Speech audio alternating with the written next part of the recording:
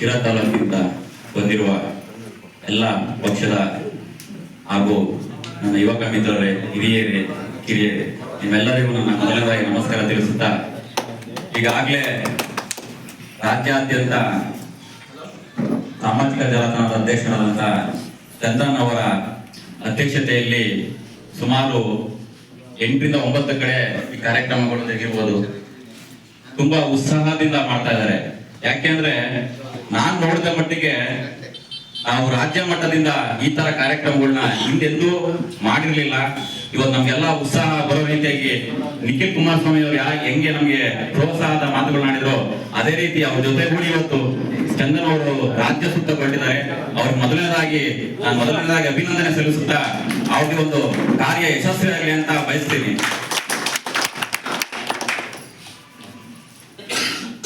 ಈಗಾಗಲೇ ರಾಜ್ಯದಲ್ಲಿ ಭ್ರಷ್ಟ ಕಾಂಗ್ರೆಸ್ ಆಡಳಿತವನ್ನು ನಾವೆಲ್ಲ ನೋಡ್ತಾ ಇದ್ದೀವಿ. ನಾವು ಕಾಂಗ್ರೆಸ್ನ ಬೈಕಣದ್ರಲ್ಲಿ ಅರ್ಥ ಇಲ್ಲ, ಬೈಕಣ ಸಂದರ್ಭದಲ್ಲಿ ಬೈಕಣನ. ಈಗಾಗಲೇ ರಾಜ್ಯಾದ್ಯಂತ ದೇಶಾದ್ಯಂತ ಕುಮಾರಸ್ವಾಮಿ ಅವರ ಜನಪ್ರಿಯತೆ ಮುಗಿಲು ಮುಟ್ಟಿದೆ.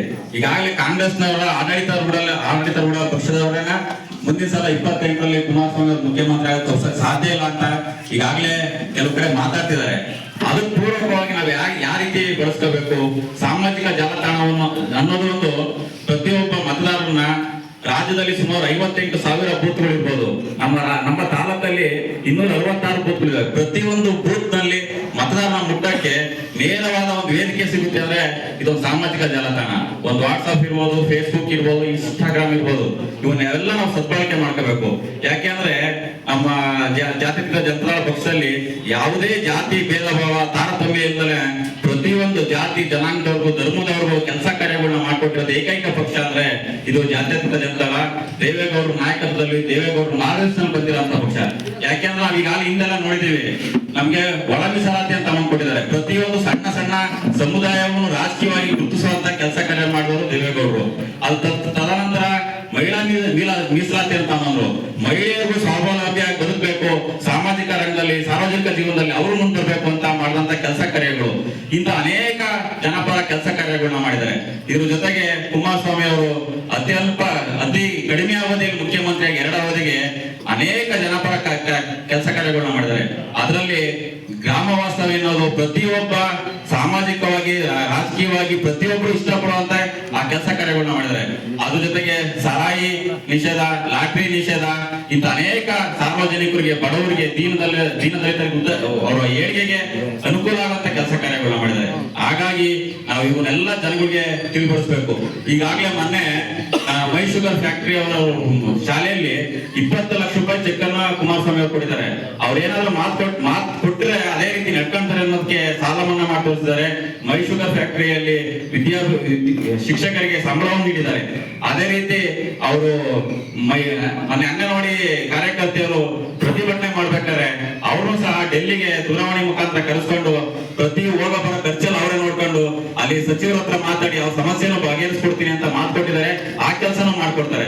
ಇಂಥ ಕೆಲಸ ಕಾರ್ಯಗಳನ್ನ ಯಾರಾದ್ರೂ ನೇರವಾಗಿ ಜನಗಳ ಹತ್ರಕ್ಕೆ ಮಾಡ್ಕೊಡೋದಂದ್ರೆ ಅದು ನಮ್ಮ ಮಾತೃ ಹೃದಯ ಇರುವಂತ ಕುಮಾರಣ್ಣ ಕಡೆಯಿಂದ ಮಾತ್ರ ಸಾಧ್ಯ ಆಗ್ತದೆ. ಹಾಗಾಗಿ ನಾವೆಲ್ಲರೂ ಸಾಮಾಜಿಕ ಜಾಲತಾಣವನ್ನ ನಮ್ಗೆ ಎಷ್ಟು ಅವಶ್ಯಕತೆ ಇದೆ ಅಷ್ಟು ಇತಿಮಿತಿಯೊಳಗೆ ಬಳಸ್ಕೋಬೇಕು.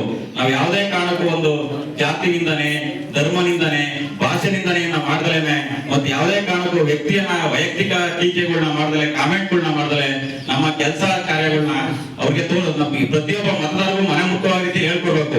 ಒಳ್ಳೆ ರೀತಿಯಲ್ಲಿ ನಾವು ಅವ್ರಿಗೆ ಮನ ಪರಿವರ್ತನೆ ಮಾಡಿದ್ರೆ ಖಂಡಿತವಾಗ್ಲೂ ಈ ಸಲ ನಮ್ಮ ರಾಜ್ಯದಲ್ಲಿ ನಮ್ಮ ಜಾತ್ಯತೀತ ಜನತಾ ಪಕ್ಷ ಮತ್ತು NDA ಮೈತ್ರಿ ಆಗಿರೋದ್ರಿಂದ ಖಂಡಿತವಾಗ್ಲೂ ನಾವು ಈ ಸಲ ಗೆಲ್ಲೋದ್ರಲ್ಲಿ ಎರಡು ಮಾತಿಲ್ಲ.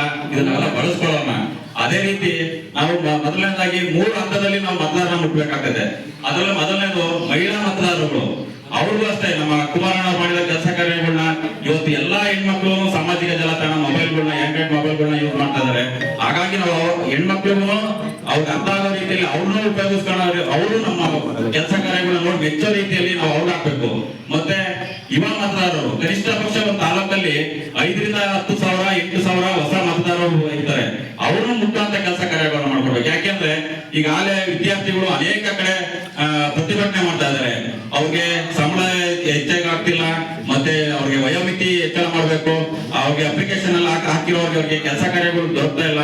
ಇದನ್ನೆಲ್ಲ ಮಂದ್ಕೊಂಡು ಇವತ್ತು ಅವ್ರು ಪ್ರತಿಭಟನೆ ಮಾಡ್ತಿದ್ದಾರೆ, ದೊಡ್ಡ ಮಟ್ಟದಲ್ಲಿ ಹೋರಾಟ ಮಾಡ್ತಿದ್ದಾರೆ. ಇದನ್ನೆಲ್ಲ ನಾವು ಇವತ್ತಿನ ಒಂದು ಯುವ ಮತದಾರರಿಗೆ ಮನ ಮುಟ್ಟುವ ರೀತಿ ನಾವು ತಿಳಿಸ್ಕೊಡ್ಬೇಕು. ಮತ್ತೆ ರೈತರು, ನಾವು ರೈತರನ್ನು ಸಹ ಇವತ್ತು ಸಾಮಾಜಿಕ ಜಾಲತಾಣದಿಂದ ಸೆಳಿಬೇಕು.